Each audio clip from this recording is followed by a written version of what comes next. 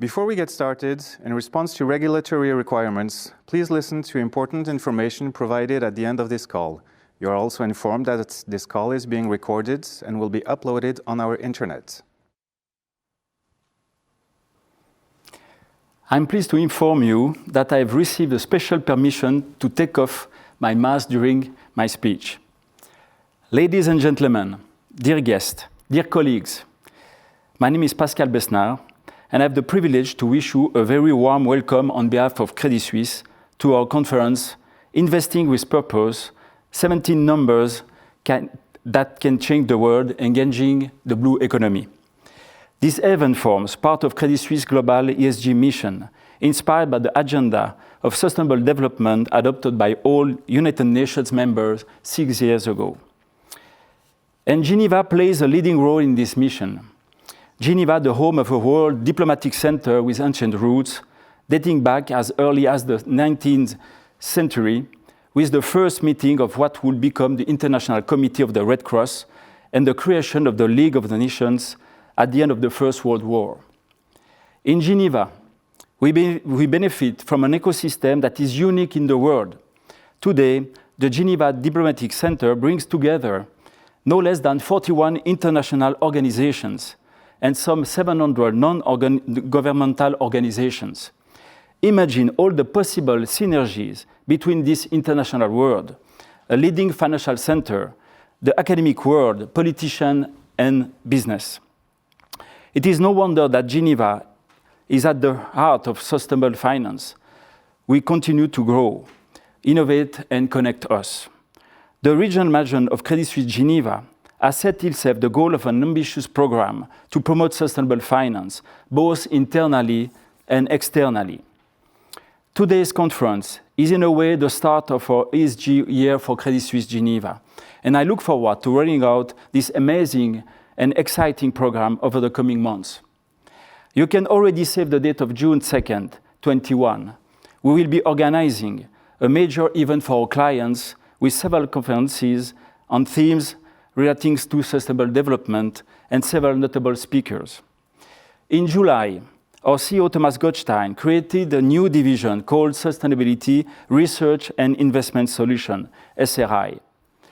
To reflect the bank's focus and ambition in sustainability, SRI is setting new commitments to ensure we become a leader in this area, with a goal to provide at least 300 billion of sustainable financing over the next 10 years and to help our clients transition to lower carbon industries.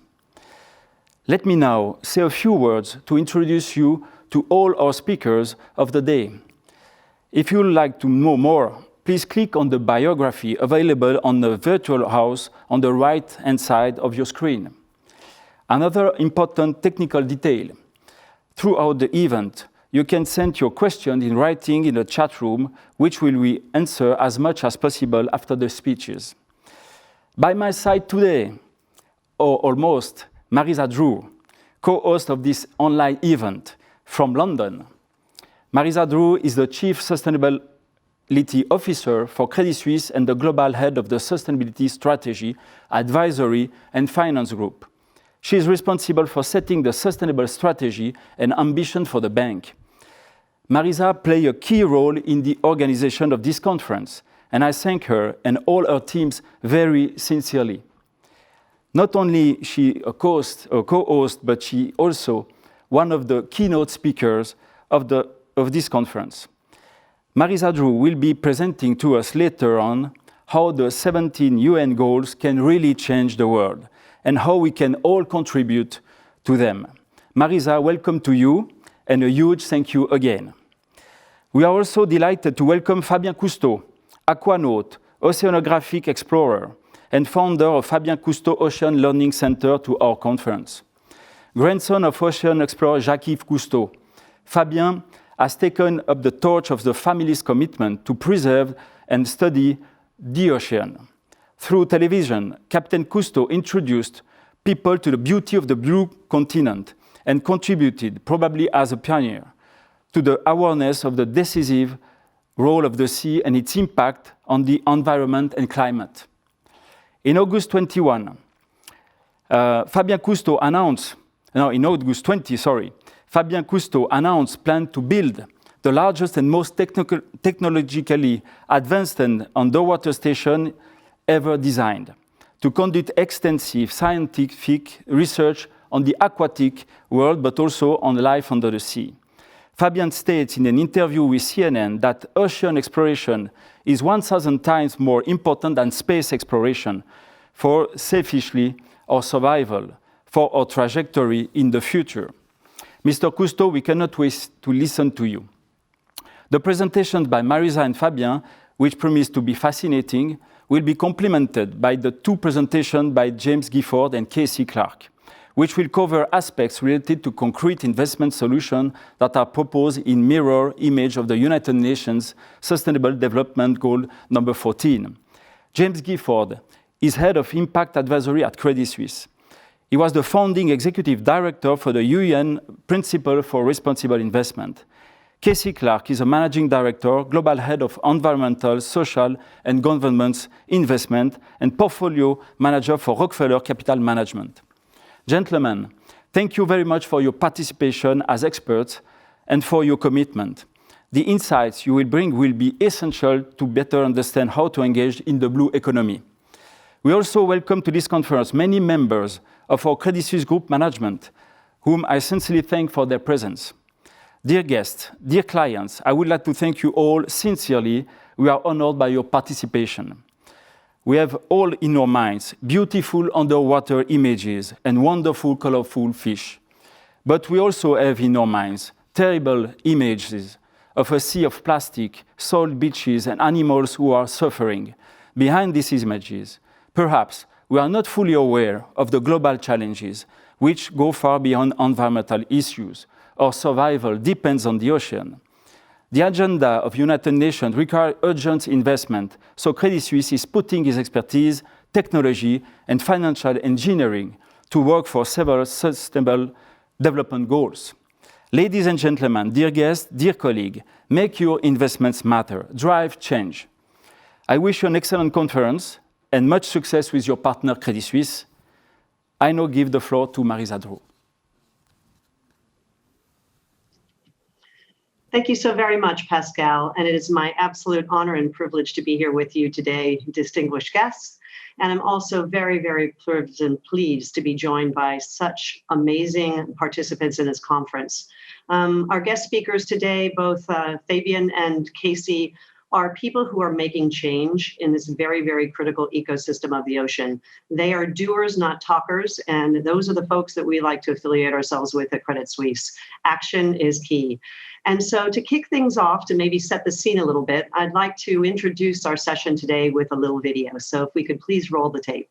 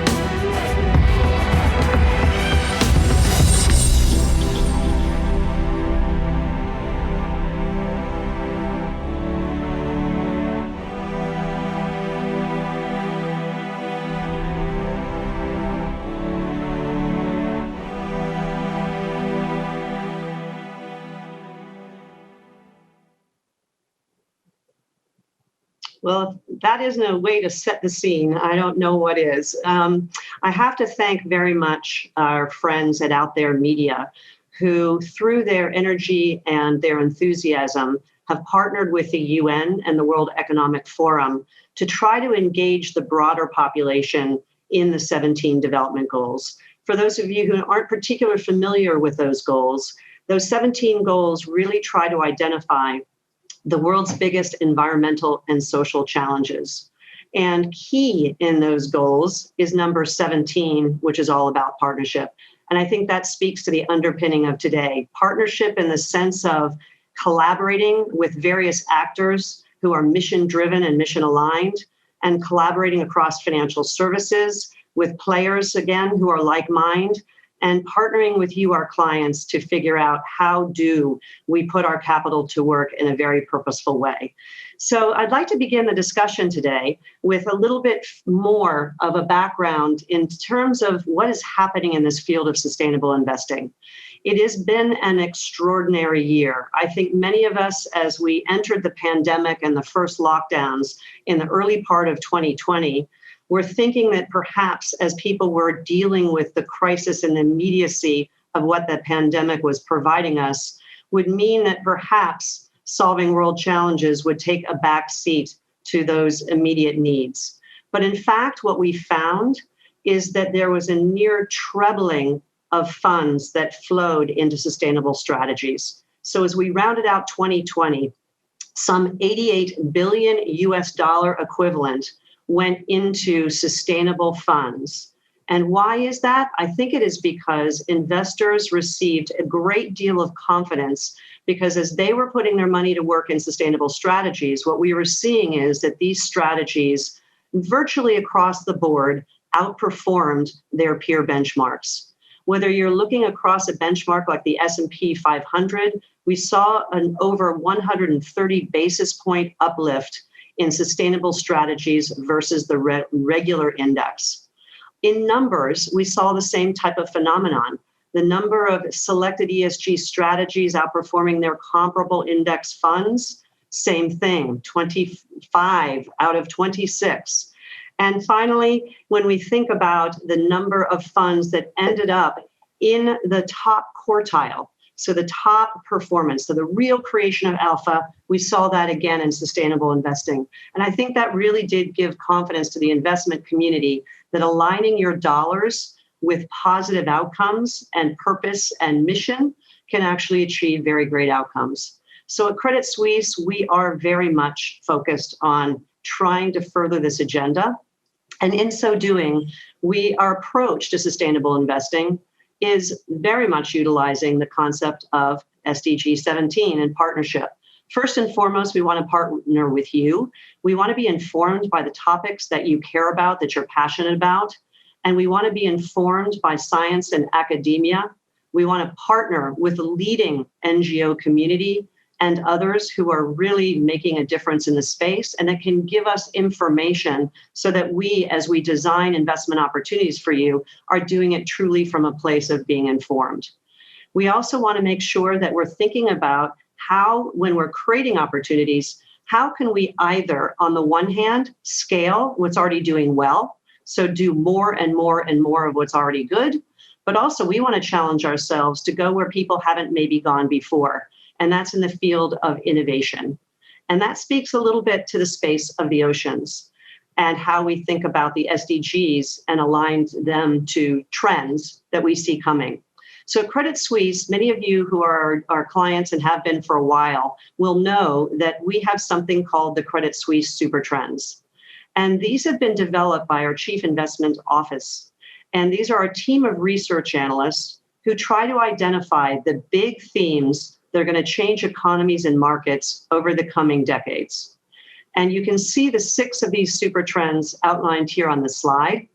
But what we have done in my team, in the sustainability team, is try to map the UN Sustainable Development Goals against those key super trends. And the newest and most profound of which is almost impossible to ignore, is climate change.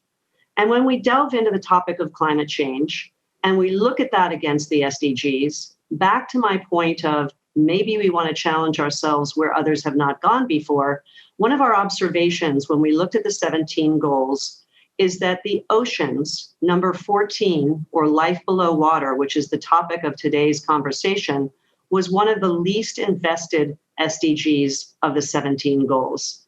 In some respects, I have to say that shocked us at Credit Suisse, because when you look at some of the statistics on this slide, and we all understand how absolutely critical the oceans are to our very life on Earth, let alone our economies. When a quarter of the world's people rely on the oceans for their livelihood or fish for their primary source of protein, or when we think about the sheer size of the oceans in GDP terms, which would suggest that they are about the 7th largest GDP in the world, when we think about the critical role that oceans have to play in mitigating climate change, both in providing us oxygen, but helping to cool the planet, it is a bit shocking that there hasn't been a lot of private capital that's been directed to the space. There are more and more statistics that would tell us that if we can't galvanize capital and we can't address this problem, we really are under threat. And I don't want to belabor the negative, but there are some pretty shocking statistics. And I think Fabian can speak to this given his amazing work underwater. But one statistic that particularly struck me is that we have 500 dead zones within our oceans today where no marine life exists. And those 500 zones are the size of the UK where I live. Something like that is a wake-up call to all of us to challenge ourselves to think about how do we direct capital to this space. But at its heart, we are a financial institution, and we need to serve you as clients, and we need to serve you in a way that can generate returns with your capital. And so what we are not here to say is that if you invest in the oceans, you need to sacrifice returns. When we think about the multiplier effect in so many cases of investing in the ocean, we see case after case of extremely healthy returns. Natural capital solutions in so many cases can provide much better system solutions for things like coastal barrier protection. They're cheaper, they feed the ecosystem, and they create a positive virtuous circle. And in many cases, when you apply natural capital solutions just in that context, what we find is that they can be 5 times more effective than traditional man-made solutions. And there are many, many other cases. We see the growth in aquaculture being double-digit returns over an extended period of time. And there are many thought leaders that we're engaging with that have identified several key line items within oceans, whether it be offshore energy, whether it be investing in aquaculture, whether it be these other natural capital solutions where you can generally find extremely healthy opportunities to invest your capital and generate a good market rate of return. So we're going to dig into those subjects in a little bit more detail today. And I will now roll one more video to set the scene for my partners to begin the conversation about how we're practically creating an investment opportunity to help conserve and preserve our ocean while generating returns. So let's roll the tape again.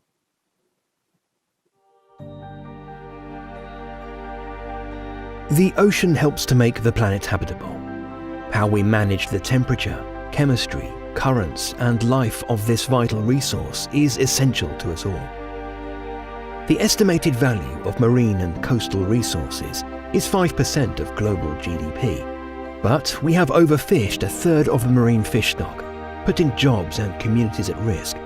And while our oceans absorb about 25% of global CO2 emissions, the level of marine pollution is alarming.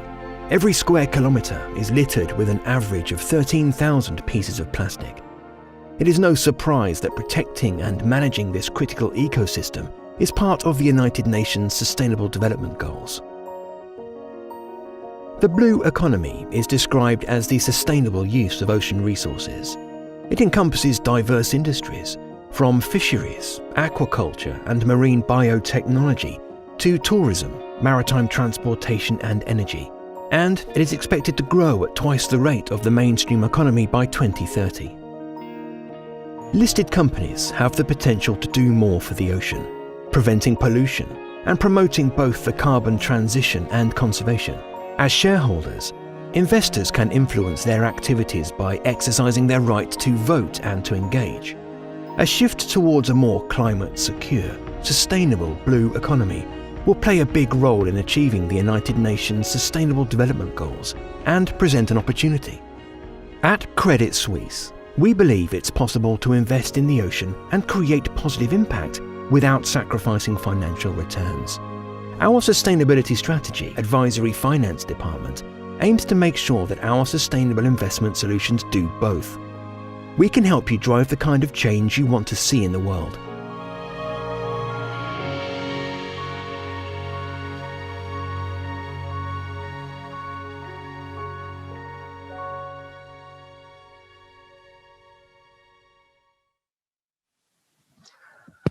Well, thanks very much, Marissa, for that really interesting intro and really setting us up. So my name is James Gifford. I'm Head of Impact Advisory at Credit Suisse, and I'm really delighted to be one of the team that's involved in the Ocean Strategy. And with me is Casey Clark, Portfolio Manager of Rockefeller Asset Managers. So welcome, Casey. So I'd like to kick off with a couple of comments and thoughts, just picking up from where Marissa ended. So I think we all recognize why we need to do something about the ocean. We know the ocean is a huge economic contributor to the economy, to people's livelihoods. We know it has a really important role in climate stabilization and human health. And we also know that we are really causing a lot of damage, whether it be overfishing, whether it be plastic pollution and other runoff and seabirds and so on. But the real question that Marissa set up is, what are we supposed to do about it? Obviously, there are regulatory responses, but what can investors do? So one of the things investors can do is invest in solutions companies, and there are a number of them. There are some small venture capital opportunities around, but most of them are very early stage. But we looked at this landscape and recognized that our clients were very interested in taking action on the oceans and wanted to really make a difference. And so we looked at the concept of shareholder engagement. And shareholder engagement is really using the power and influence of listed equity shareholders to encourage companies to be better. Now, this activity, also called active ownership, has been really around for quite a few decades, right back to the apartheid era in South Africa, coming through the 90s with corporate governance and the Kyoto Protocol. But it has really been growing significantly over the last 5 to 10 years, with most mainstream institutions getting on board and starting to take their responsibility as owners seriously. So shareholder engagement is really becoming the norm within the institutional investment space, and led in part by the UN Principles for Responsible Investment, the second principle of which is a commitment to be active owners and use your power and influence to drive improvement in corporate behavior around sustainability. And there really has been tremendous growth in this space. And we looked at the opportunities around oceans and said, well, we think that we can actually seed a strategy which can use the power of listed equities shareholders to actually deliberately invest in companies that may not be particularly good or may be harming the oceans, and engage with those companies in dialogue to push them, encourage them, persuade them, inspire them to actually improve and use that power of equity shareholders, which is mostly simply unused. And so we partnered with Rockefeller to launch this strategy, which Casey will talk about a bit more in a moment. But before I hand over to Casey, I just wanted to talk a bit about the financial aspect of shareholder engagement. If a shareholder uses its power or influence to encourage companies to be more sustainable, what are the financial implications? Well, the great news is that the evidence around the financial returns associated with shareholder engagement on sustainability issues is really positive. The graph on the slide is from Elroy Dimson, a professor from London Business School, who looked at 10 years of data of shareholder engagement, where shareholders encourage companies to improve their sustainability profiles. And the result is, when the engagement is successful, there is subsequent outperformance of the company. Now, why might that be? The reason is that the shareholders are picking issues where there is a really good business case. So it's almost like the shareholders are being free consultants and are helping companies identify areas or blind spots that the companies may not be taking seriously enough, but the investors can actually contribute and add value. And when the companies are persuaded and agree that that is something they want to do, then that tends to be followed by financial outperformance. So this strategy is very much about delivering both sustainability outcomes through the use of shareholder engagement, plus a financial outperformance as well. So let me turn to Casey. Casey, would you like to tell us a little bit more about this strategy and how you can deliver both financial outperformance and real impact for the oceans? Yeah, thank you, James. As was mentioned before, I'm Casey Clark, Global Head of ESG at Rockefeller Capital Management and co-PM on this strategy. I work alongside my fellow co-portfolio manager, Orlando Murillo, who is a real expert in this space.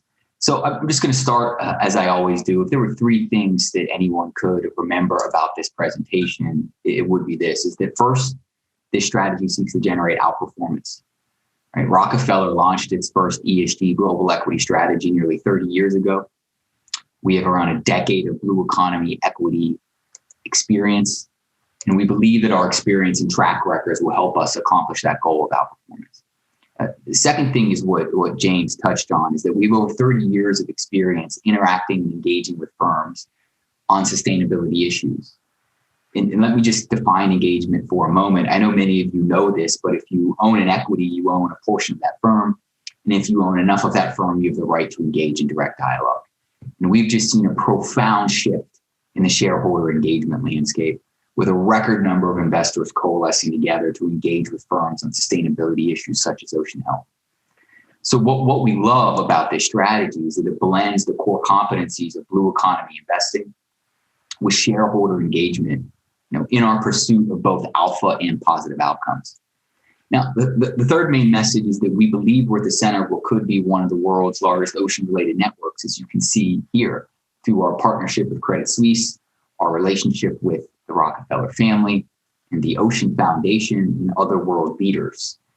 The Ocean Foundation is a scientifically driven leading nonprofit in this space. We have been working with them for nearly 10 years. So Mark Spalding, the president of the Ocean Foundation, and his team help provide scientific validation, and they contribute to our idea generation, research, and engagement process. So Mark really helps bridge the gap between science and investing, which I think helps provides us insights that are not commonly found in the investment community. So with that, for the rest of this presentation, I'm going to take about 5 minutes, and I'll touch on three categories. I'm going to define the strategy more clearly. I'll touch on our shareholder engagement approach, and then third, I'll end with an example, and then we'll open it up for Q&A with James. So let me just define the strategy. The ocean engagement strategy is a long-only, high-conviction global equity strategy seeking excess returns and positive ocean health outcomes. It's benchmarked to ACWI. We hold between 30 and 50 stocks. Estimated tracking error is around 5 to 6%. Now, when thinking about this strategy in the context of an entire asset allocation, I believe there's potential to generate excess returns, but also there's correlation benefits.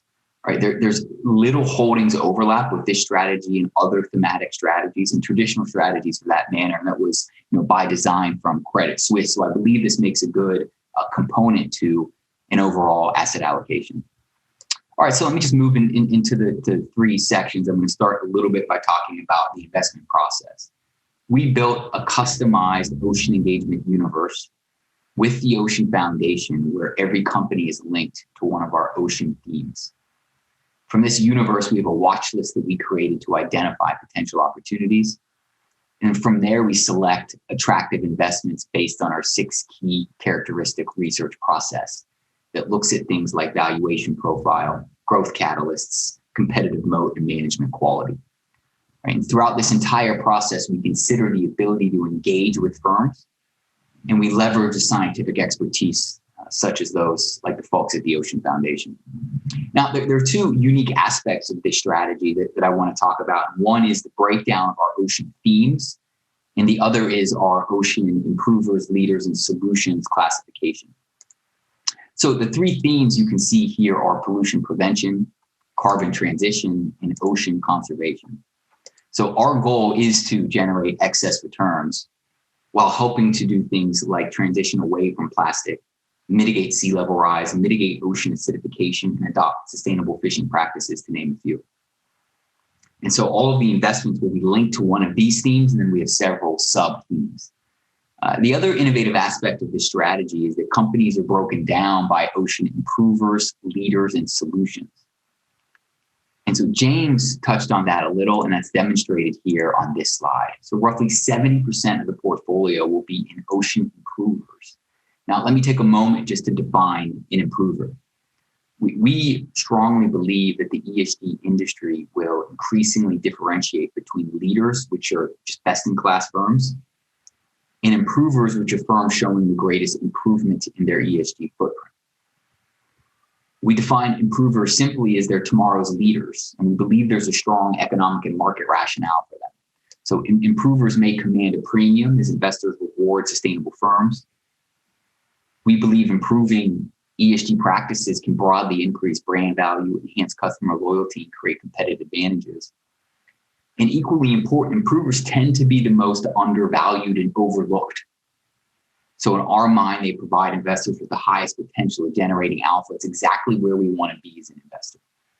So we have these three themes that I mentioned, and then we have this improver solution classification.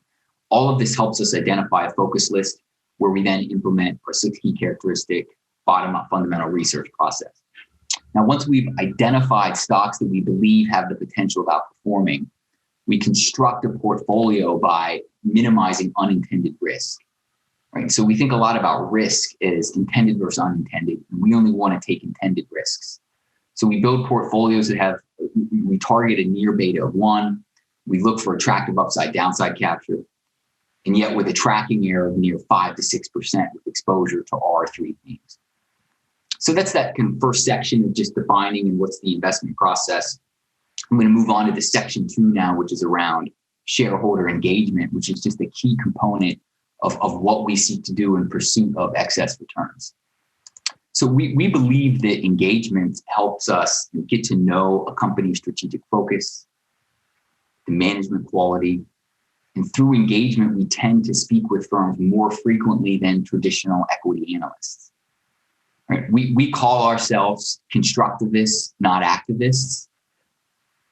And we pride ourselves on building kind of long-term constructive relationships with the firms that we invest in. And so you can see we have a 4-stage shareholder engagement escalation process outlined on this slide. It starts with constructive dialogue and ends with shareholder resolutions. Now, if we're not receiving the desired outcomes, we increase the intensity of an engagement through each stage. And then if all else fails, we'll sell a firm. So if you can imagine, let me just try to paint the picture of what an engagement looks like. It used to be in person, now it's virtually. Many of our engagement calls include our director of shareholder engagement at Rockefeller, a PM or analyst such as Rolando, myself, or the lead analyst, and Mark Spalding, the president of the Ocean Foundation, is on the engagement calls typically.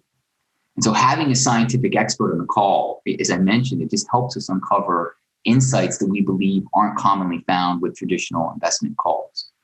So let me move just to the last bit here, the 3 sections. We have the investment process, the engagement process, and some examples. I have more, but for the sake of time, I'll just give one of our most recent successful examples. I can't name names for compliance purposes, so excuse that, but it is a shipping and logistics company headquartered in Japan.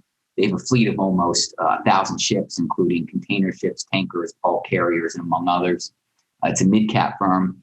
This is a firm that's undervalued, especially within this environment, and we believe has the potential to be a great investment if they can bolster their sustainability practices. So as it relates to our engagement approach, they are now in step 2. Right? We had a constructive dialogue, and we wrote them an official letter. And in that letter, we outlined 3 calls to action of things we would like to see, from enhancing disclosures to agreeing to comply with the EU ship recycling regulation and to join the Ship Recycling Transparency Initiative. And so from that engagement, our letter was sent up to the CEO and through other folks in the firm. That's one of the beautiful parts of writing a letter, when we speak with employees at firms after, they tell us that oftentimes it's that proof that they need to help send to their executives to say, hey, we have investors who really care about these things. And they believe that it also makes for a good investment case. And so in this instance, we believe that complying with the EU regulation, right, and taking steps to be known as one of the most sustainable shipping and logistics companies will allow them to capture more market share and enter new markets than they otherwise would have, making for what is a really good investment that we believe is unrecognized by much of the market. So I'll end there. And hopefully through these conversations, we've helped demonstrate three things, which you'll hear is: one, we seek out performance; two, we utilize shareholder engagement to generate alpha and positive outcomes; and three, we think we're the center of what could be one of the world's largest ocean-related networks. So with that, I'll hand it back to James, and I think he and I will have a moderated Q&A. Thanks, Casey. So one of the questions that clients raise most often is they understand the concept of shareholder engagement using the power of equity shareholders, but still you're not going to own, certainly not more than 1% of most of these companies, often even less. The fund has grown incredibly quickly since the launch, but not quick enough to be, in the top few shareholders of these companies. How do you generate real outcomes through shareholder engagement if you don't have a big chunk of shares? So we have 5 things that we think contribute to the success of engagements. And for those that don't know, I'm sure many on this call do, James really got his PhD in this space, and a lot of our work centers off his thesis and research here. So James, you should feel free to chime in as one of the experts. But the 5 things that we consider are: one, our long-term relationship with firms. What we find is that we like to be the friendly face for firms to call to say, hey, here's our sustainability practices. We're not perfect. Here's our strengths and weaknesses. Where should we improve? And in us doing that without villainizing firms for the past 30 years allows us to generate change, right, without having a ton of shares.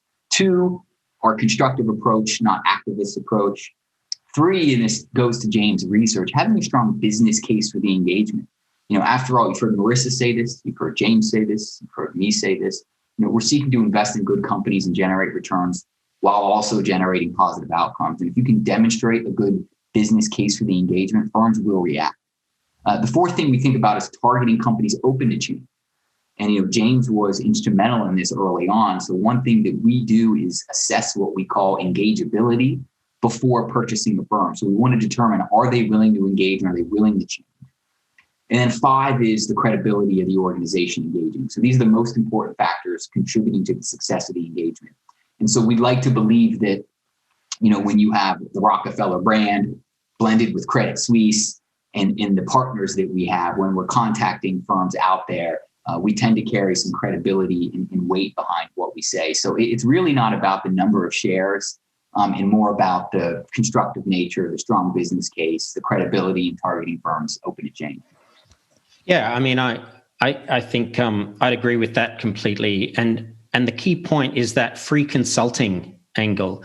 If a fishing company were to hire, say, KPMG to come in and consult and say, look, we know the world is heading towards a more sustainable fishing industry.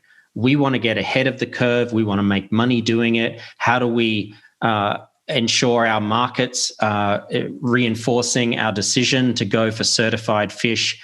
A good consultant would come in and help them do that. And I think that's the key to this constructive type shareholder engagement. But it's also things that the company wouldn't have done otherwise, right? So there's some additionality there. So tell us, Casey, why aren't the companies doing this stuff anyway? Why do they need help? And, I'll add just one thing at the end of that too. And I know I mentioned Rolando Murillo. I believe he's listening in here. Too bad we couldn't chime him in. But with this free consultation, our engagement approach is becoming so known. There are companies, one of very large company name that everyone would recognize, reached out to Rolando to ask him to please engage with us. And in fact, we'll pay you. We don't have a pay for engagement model. And so what we see though is that with the firms we own, they very much value this. They view it as free consultation. And oftentimes, like everyone you can imagine, we're all working in the day-to-day. We're all taking it one day at a time, especially in a pandemic that we're in. And sometimes it's hard to lift up, see the long-term vision, and see the sustainability trends.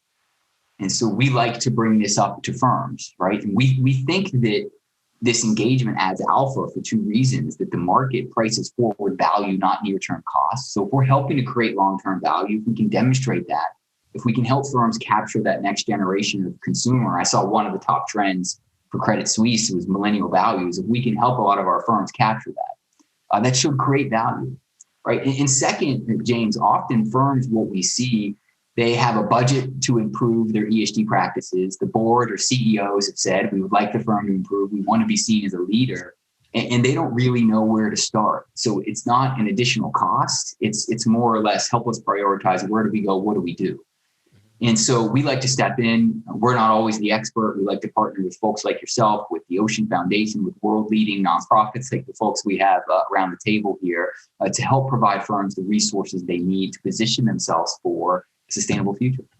So shareholder engagement activities and improving sustainability in general is more of a long-term value creator, right? So you've got to outperform just like any other active fund manager. How do you balance the sort of stock picking side of it with the long-term value creation side of it? Because they're two quite different angles. You've got to not only buy undervalued companies and hope that they go up in value, you've got to also try to add value through the engagement. So how do you balance those two things?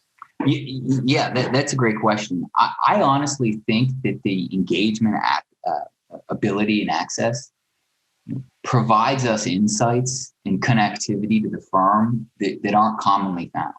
So I'd like to believe, and I think this is true, that we communicate with firms more than many others, specifically through our engagement. So when we talk about engagement, I mean, we're speaking to some firms monthly. And so we're able to see management quality, but only that is the strategic direction. We're able to see the commitment, and we're able to see how they're positioning their business for a sustainable future. And so you can see how engagement is linked right in with the investment process. And then so I guess what you're saying is that the early stages of the engagement actually make you a better stock picker. And yes, thank you, James. I firmly believe that the early stages of assessing engagement, engageability, and then engaging through the process makes us what I believe to be better investors. Yeah, and it's funny, isn't it, that this is even a thing. I mean, this sounds like what all investors should actually be doing by default. Helping companies manage risk, look for opportunities, actively getting involved. And this is very much what happens in the private equity and venture capital space. But quite often, in the listed equity space, certainly they're not doing this in-depth engagement trying to help companies be the best they can be. But let's jump to a topic like plastics.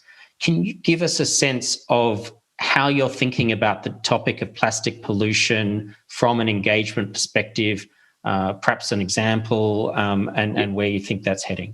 Yeah, this is a great area where we think it's an industry. This is the packaging industry that's changing dramatically, is going to grow, and is going to consolidate. And so what does that mean? If you can identify firms in this industry, it's a rapidly growing industry. If you can identify firms that can capture market share in a growing industry that is growing in complexity, so therefore consolidate, and if you can identify those winners, you should be able to select outperforming stocks. And so we have a few packaging companies within our portfolio. And so there's three areas that are really exciting about this packaging space. And one is around advanced recycling, which is what it's being referred to now. So as it relates to plastic packaging, right, once it's used, it typically does not maintain the same quality and has a less useful life going forward, even when recycled. So there's this new field of advanced or chemical recycling that breaks plastic down to the molecular level, and it can be made into new products without losing as much of its quality. Now, this technology is still in the very early stages, but it has the potential to be powerful.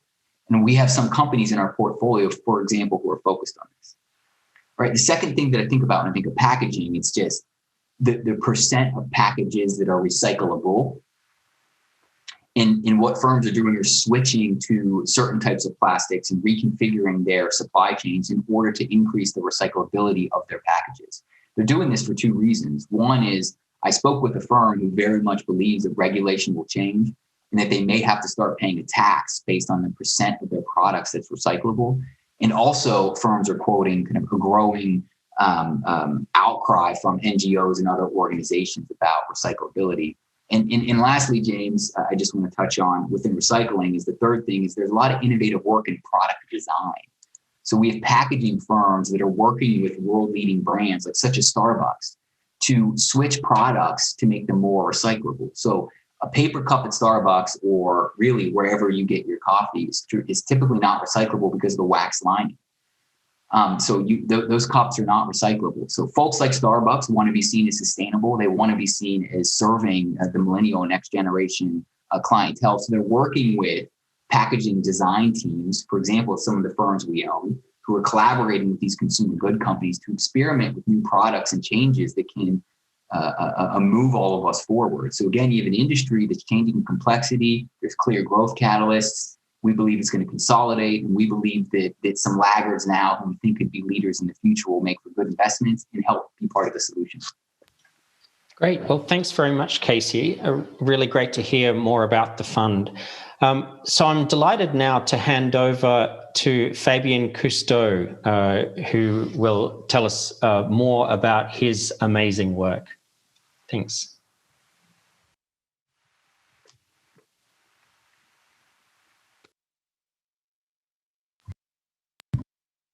Excuse me, everyone. I had to take my mask off here for a second. It's my favorite way to social distance.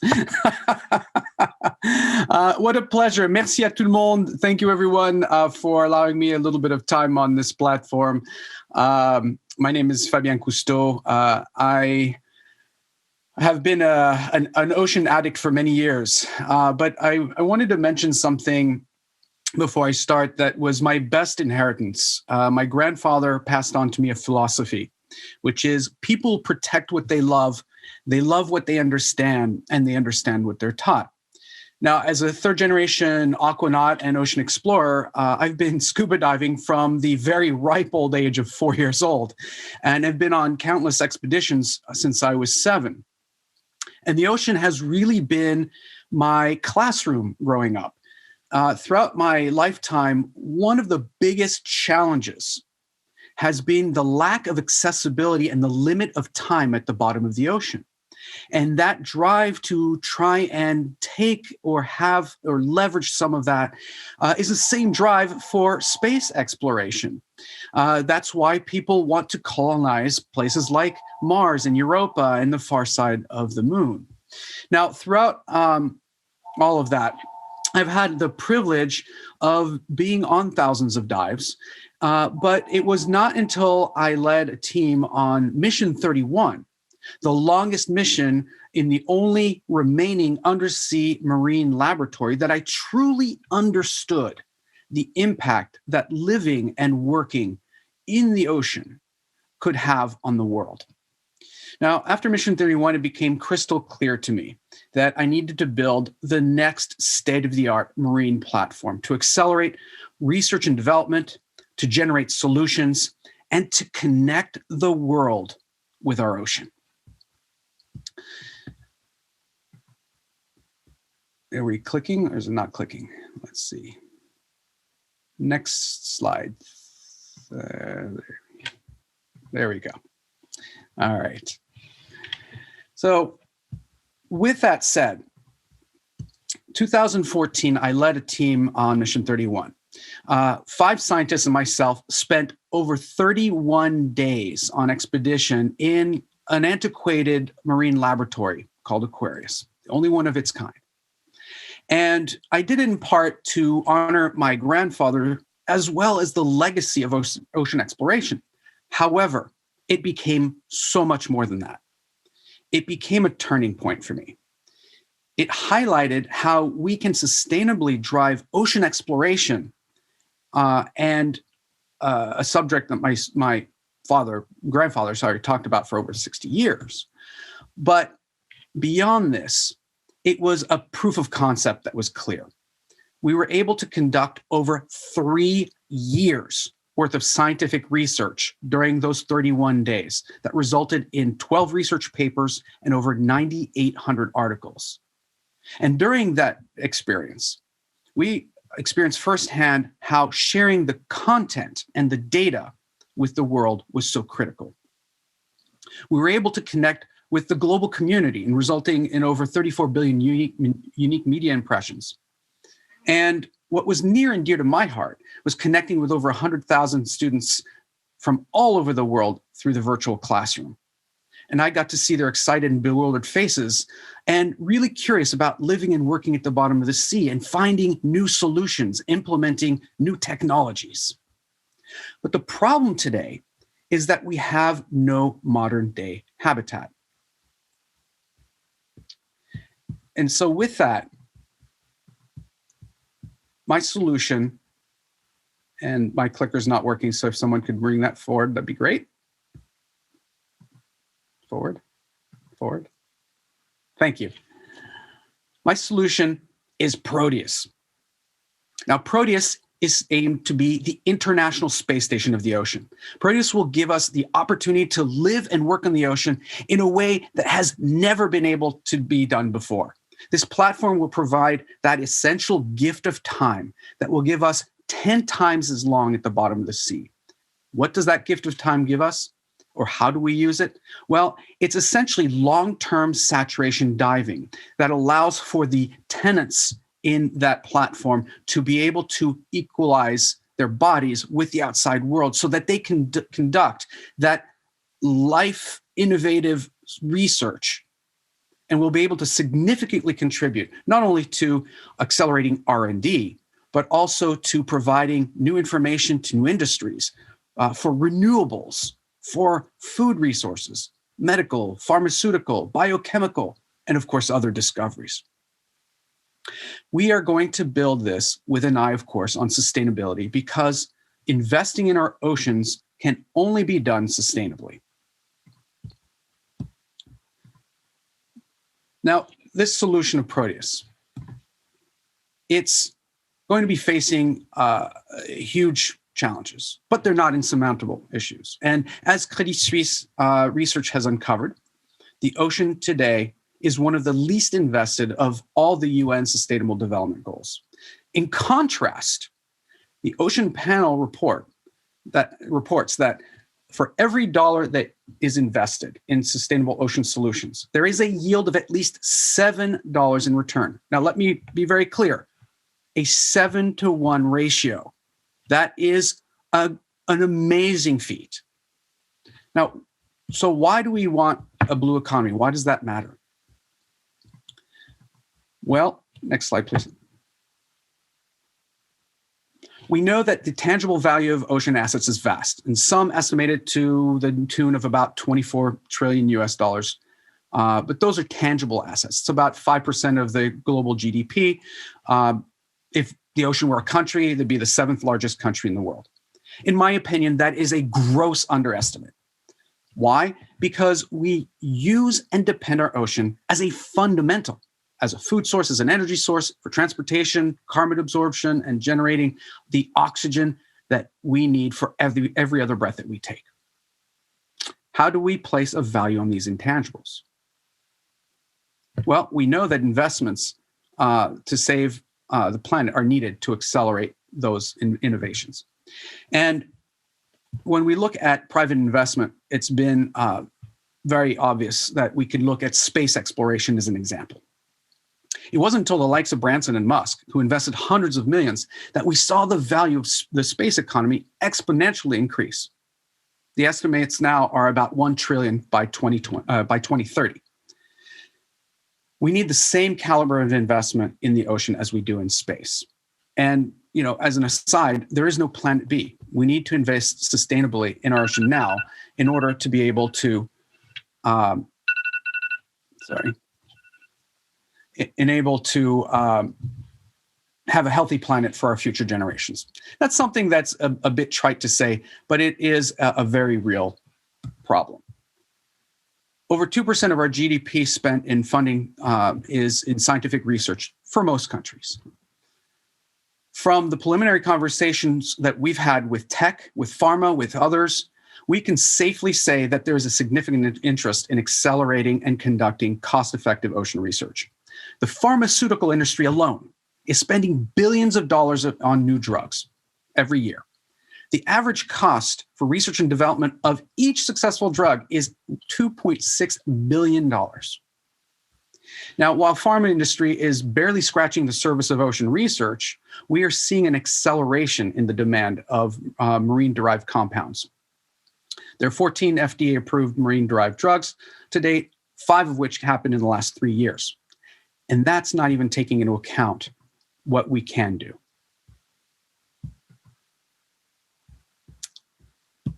Why now?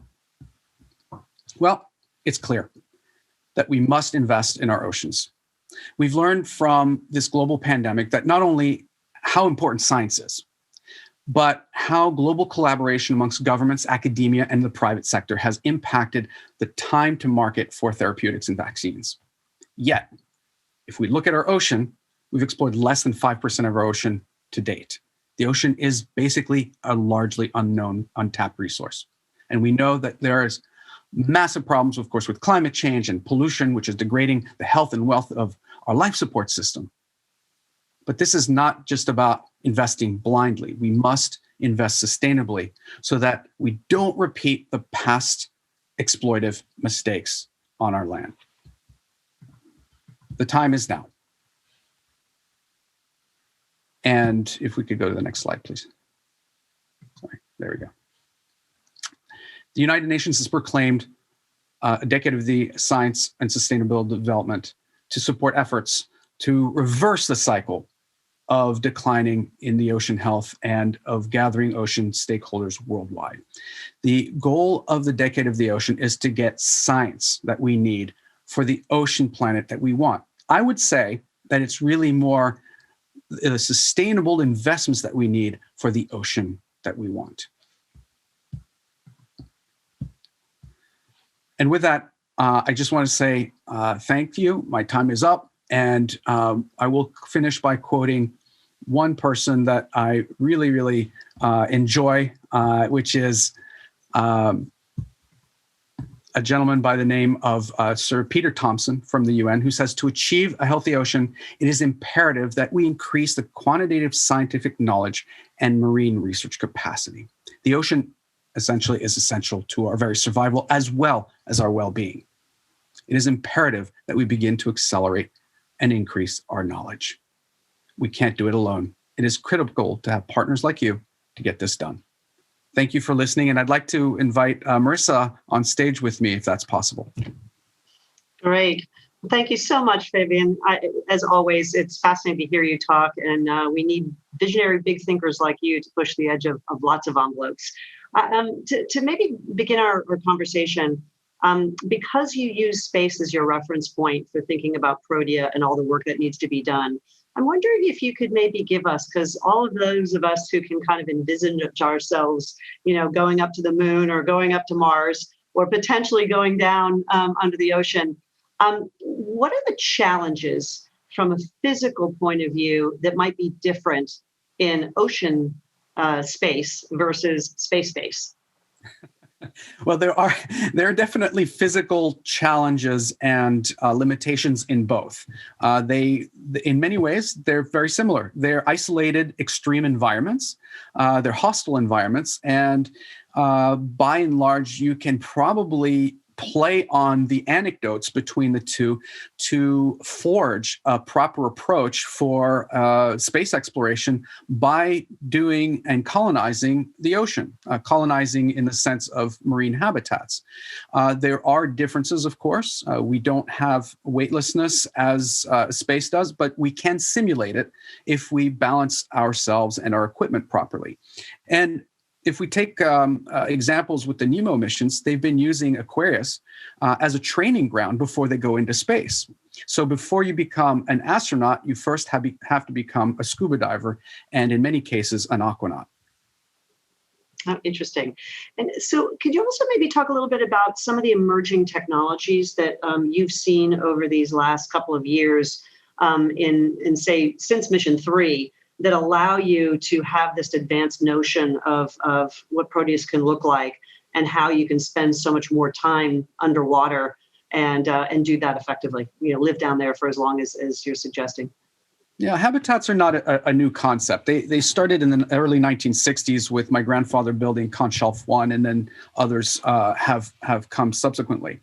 But we are looking at all the knowledge that's been gained by those pioneers and all the limitations that have frustrated generations, and addressing those by incorporating brand new technologies and new approaches, including, for example, modularity of this inner space station, meaning that you can build this habitat, this research lab, to exchange sections, to add sections, so you can expand as needs be, or you can cater to, say, a corporation or a nation or a nonprofit platform for that specific type of research. It's additionally in there, the space inside will be 10 times the size of Aquarius. Why do we need more space? Because we need that space to be able to offer state-of-the-art laboratories that rival anything on land or in space, and to be able to give a sense of psychological well-being, so that we can deploy larger groups of researchers for much longer periods of time that have ever been done before. Additionally, we need to be able to cater to being independent of the surface by being able to generate some of our own food. So there's a play in food resource management there and generation, and to generate some of our own electricity, for example, incorporating OTEC, or ocean thermal energy conversion, to give us the cooling systems that we need, and of course the energy that is needed for all this research. And I'm sure it's on the tip of many people's minds. Can laymen go down and spend time in Proteus, or is this really for the well-trained aquanaut and astronauts who are fit and have had experience? Is this something that people could have access to, or is that really off limits for the average person? Well, I'm certainly happy to expand on some of the details of Proteus project itself. One of the aspects is that because this is a professional platform, and it does bring with it some requirements to be able to qualify to go down. There's an extensive training in the beginning, for example, to test physiological and psychological parameters before you engage on a mission.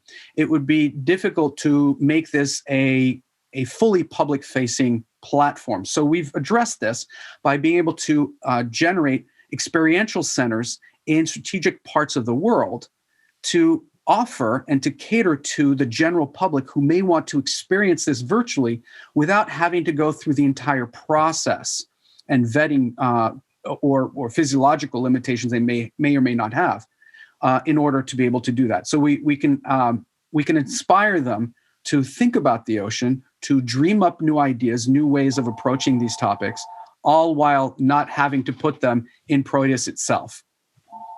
Fascinating. And you've, I guess the numbers are hard almost to comprehend, but you've spent something like 25,000 hours underwater in the ocean. What are some of those personal observations and learnings from spending so much time down below that are informing your perspective now? You talked about in your discussion, the time is now. There's a sense of urgency. I'm sure that awareness is so much more acute when you go down below, and you probably see the changes from when you were a kid diving as to what you see now. But what are some of those other lessons learned for the time is now concept, and what have you taken away from all those hours? I think the simplest way to illustrate this is something that my father had explained to me, and now unfortunately I have to explain to my daughters. There are places in the world that I've seen that were beautiful fireworks display of life that now I can't bring her to because they don't exist anymore. And in those thousands of hours of diving, I have seen, and our team has seen, a huge dynamic shift in this amazing life support system. But at the end of the day, we've also seen that given an opportunity, given a different approach, there are huge opportunities to breathe new life or restoration in this life support system. And that's not just investment in conservation, that also breeds opportunities in for-profit businesses as long as they function in balance with the ecosystem. And I could probably name off a half dozen examples, but this is a very esteemed panel that probably has even more than I do. Mm-hmm. But can we also talk about, because we're translating this idea of investment return, and there are returns in the monetary sense. There's also the returns, and there's a whole field now of thinking about investing in natural capital, and are we properly pricing in externalities and exogenous factors into the world we live in? How do you think about the concept of a return on investment in something like a Proteus? Maybe something that strikes me as we're sitting here in the face of the pandemic, and I do believe so many of our clients and the world writ large is drawing distinctions between the environment and human health that we never have done before. You touched on a little bit in your talk about this idea that there are so many medicines that could cure the diseases of the future that are probably somewhere deep within the ocean. And, you compare that to, lab work from big pharma that's on land, but maybe contextualizing for people about that sort of return on investment concept. Sure. So, if you take, since you mentioned pharma, that's an easy one for me.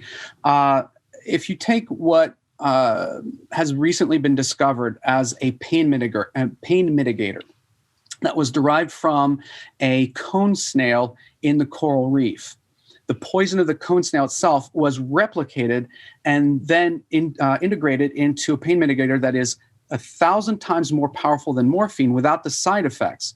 It recently sold on the market for, I believe it was $37 million for the compound, and now has been used worldwide in hospitals for treatment.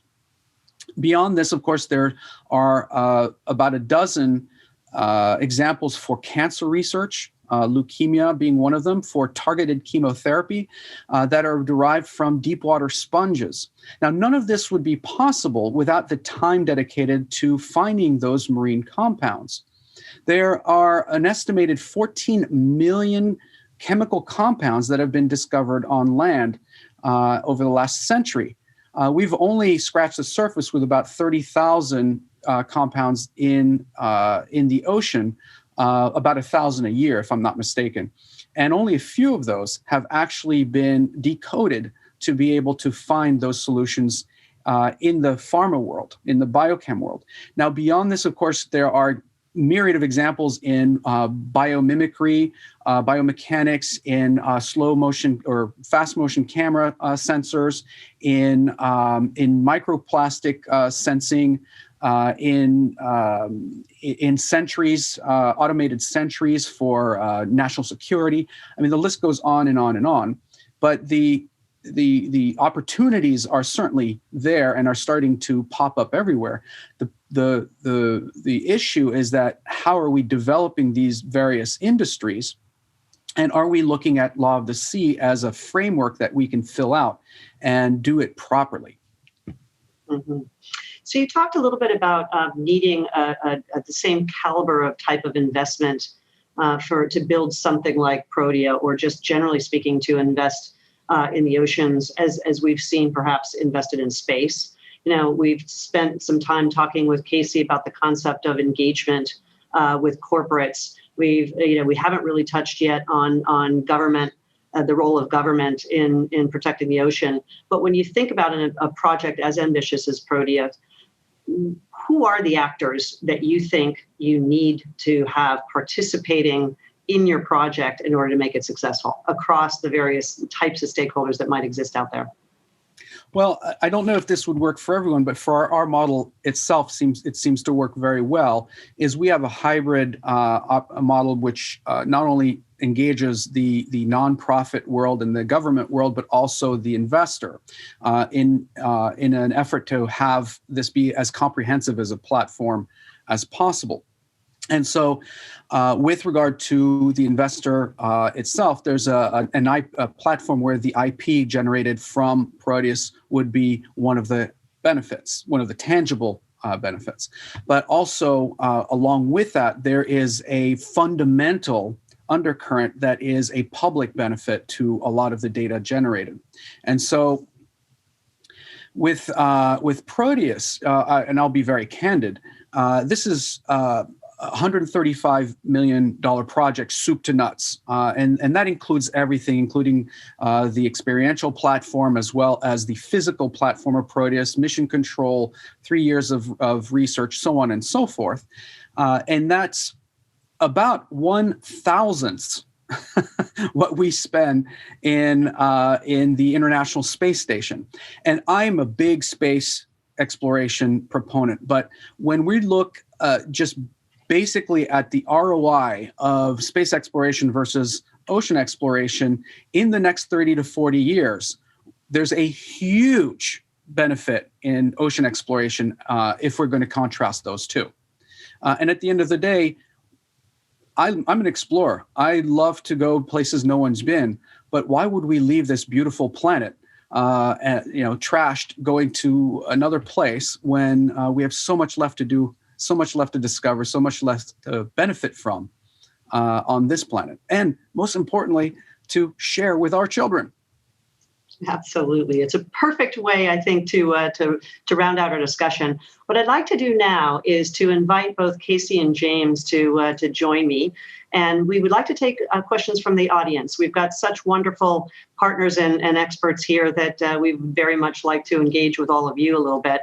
But I think it is a wonderful for us to have sort of shown you maybe almost two bookends. On the one hand, we've got a public equity strategy, liquid strategy for investing and conserving in the oceans based on wonderful input from experts in the Ocean Foundation, but also underpinned by this concept of a long, long track record of shareholder engagement. On the other hand, you have a visionary thinker who's an entrepreneur. I'm going to call you an entrepreneur as much as you are an underwater astronaut, aquanaut, but thinking big vision. But both of these strategies are understood.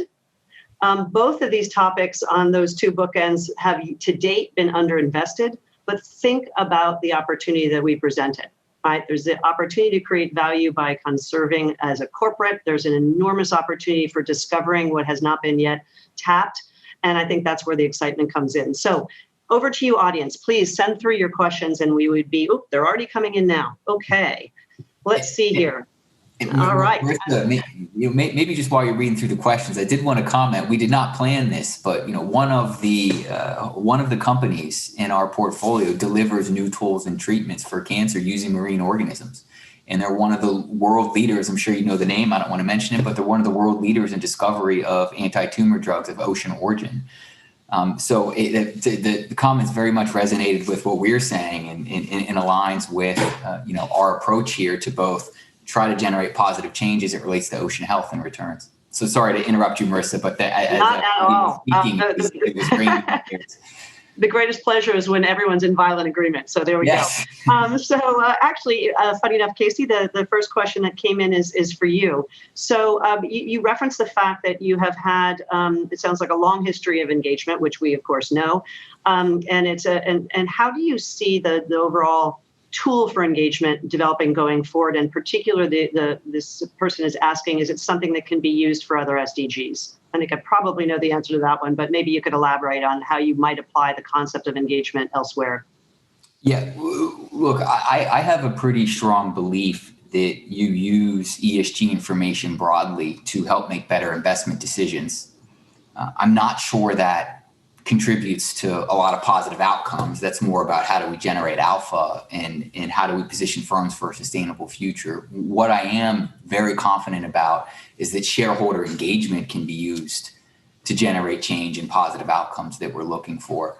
And we're seeing that now more than ever. I mean, we really are seeing a record number of investors coalescing together. Over the past handful of years, we've seen a record number of shareholder resolutions on things from climate change to diversity, to human rights and to ocean health. And so this absolutely can be applied to other SDGs. What I love about the ocean theme is that to us, it's also aligned with creating shareholder value and catalyzing change. I think there's enough low-hanging fruit where you can get both of those. But it's a resounding yes. So another question came in, which in some respects is directed at Credit Suisse, but frankly, I think all of you, I'd like to invite you to comment as well. And the question is, does Credit Suisse also actively advocate for ambitious government policy on nature, on nature, climate, and people, i.e. sort of new regulation to incentivize sustainable finance? I can certainly take that one from the perspective of Credit Suisse. We are big fans. I do hark back to the concept of SDG 17 or collaboration and partnership.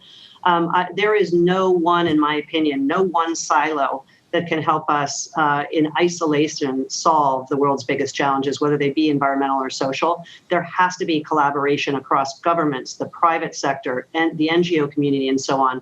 And I am a firm believer in the power of 1 + 1 is much greater than 2 when it comes to tackling systemic problems.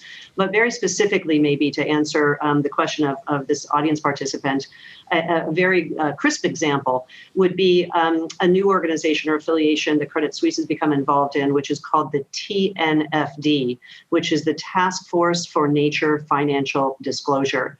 And this group is taking the playbook in some respects of the climate version of this, which is to try to identify a handful or a series of financially material metrics that the financial and corporate community can strive for and disclose in order to be able to drive change. And this particular group is tackling biodiversity. And biodiversity is hard, it's complicated. Fragile ecosystems are not well understood. We don't understand always unintended consequences of moving in one direction, how it affects another, and so forth. But yet, I think all of us recognize that biodiversity as a concept is critical. Diverse species. I mean, Fabian talked about these.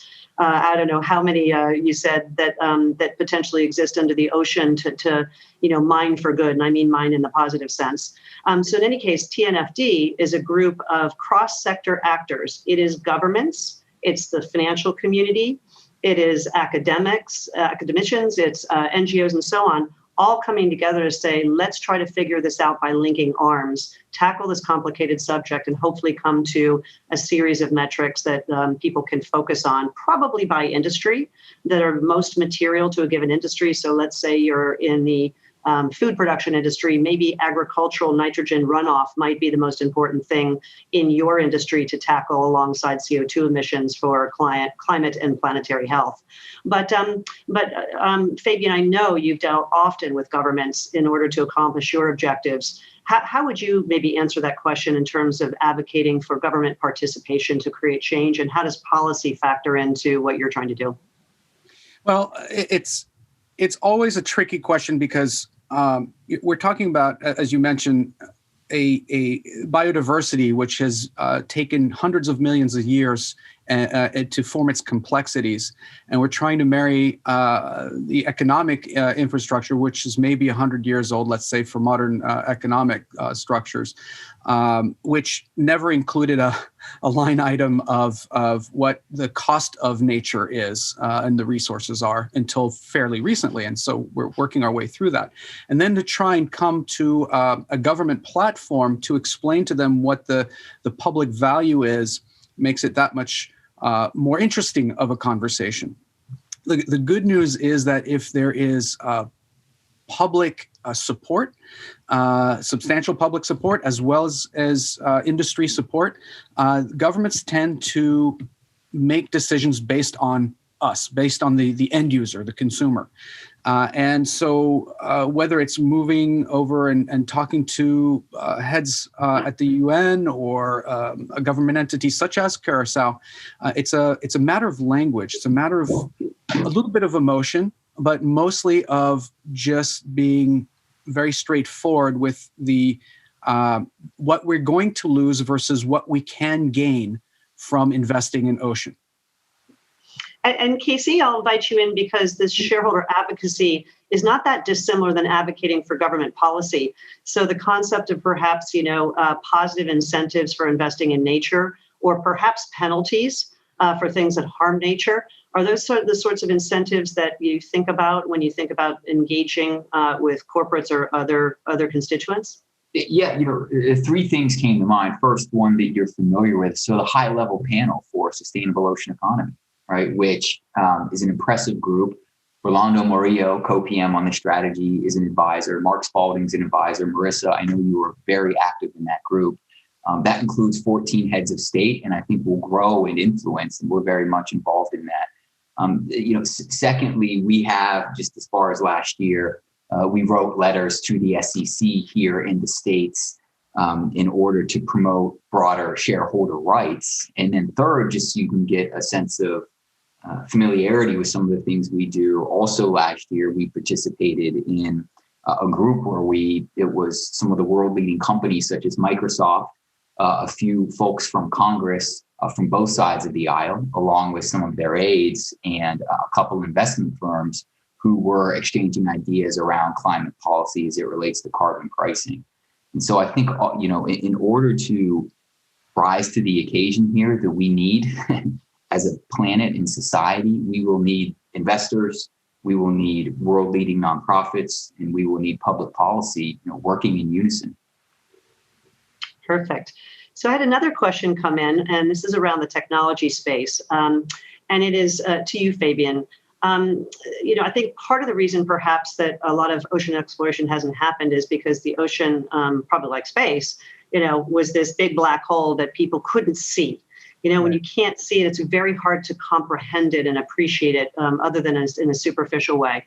So the question really is, with the advent of new technologies to both map and take cameras down into the ocean and see, the very, very bottom, how much does that change the direction of travel for you or the ability to get, to accomplish your goals? And secondly, a question around collaboration with the technology companies themselves.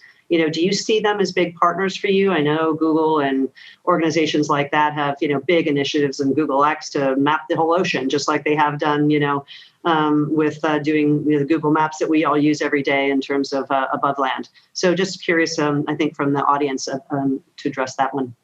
Oh, technology is huge. The human technology interface is essential in order to provide that tool that's missing in the toolbox of ocean exploration.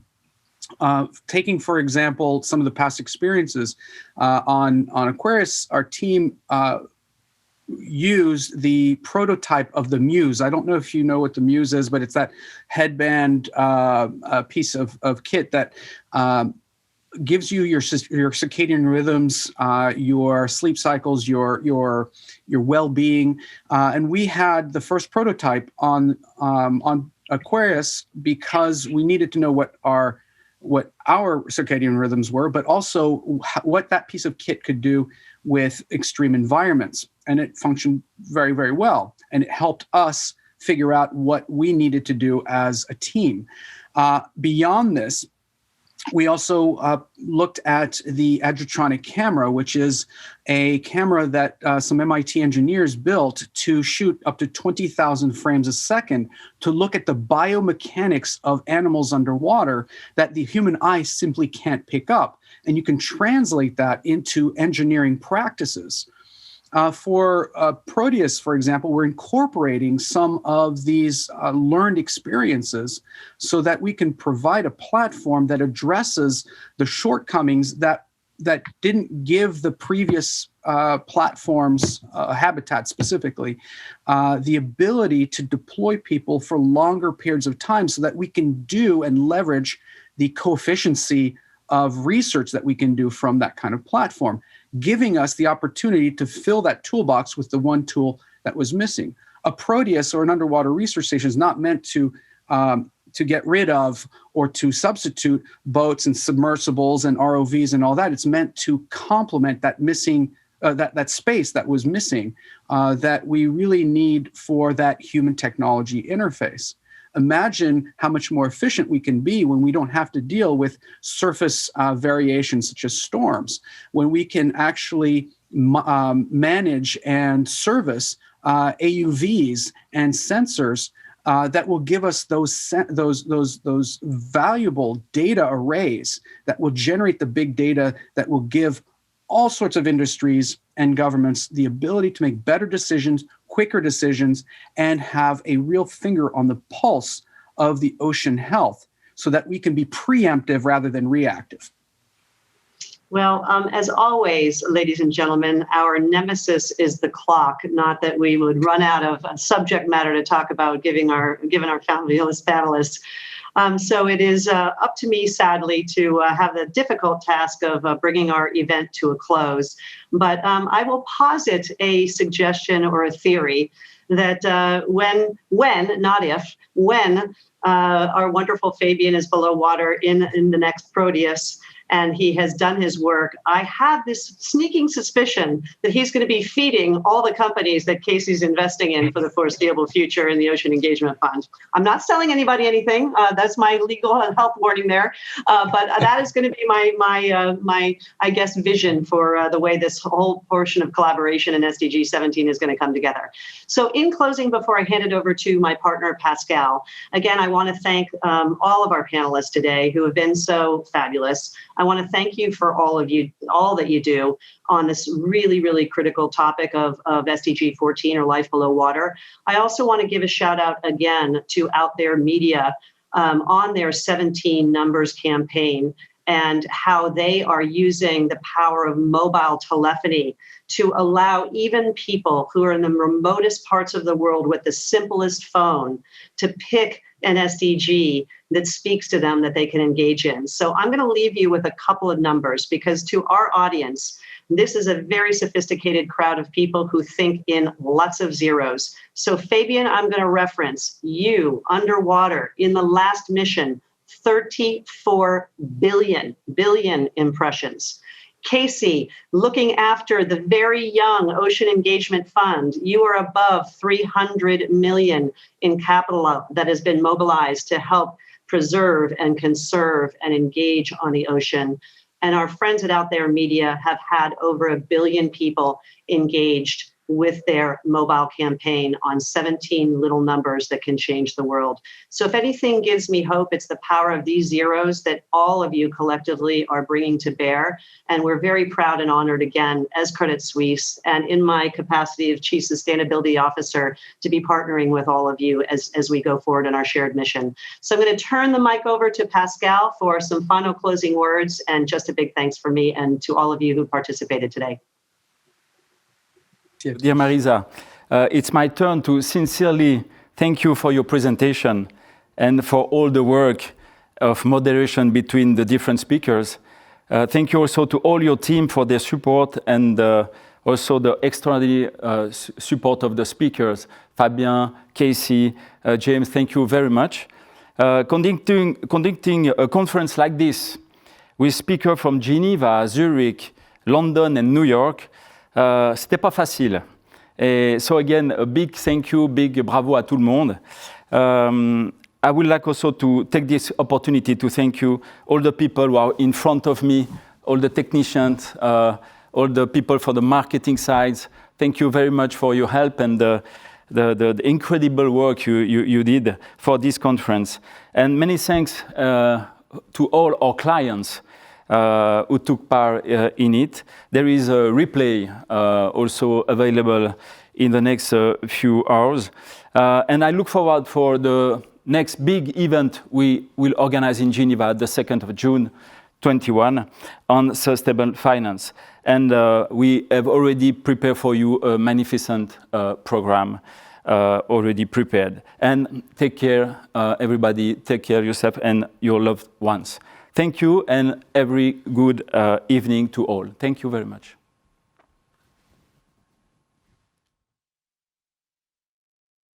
Important information. This communication and the materials provided are for information purposes only and do not constitute an offer or an invitation by or on behalf of Credit Suisse to buy or sell any securities or related financial instruments or to participate in any particular trading strategy in any jurisdictions. It has been prepared without taking account of the objectives, financial situation, or needs of any particular investor. Any reference to past performance is not necessarily indicative of future results. Although the information has been obtained from and is based upon sources that Credit Suisse believes to be reliable, no representation is made that the information is accurate or complete. Credit Suisse does not accept liability for any loss arising from the use of this communication and materials provided.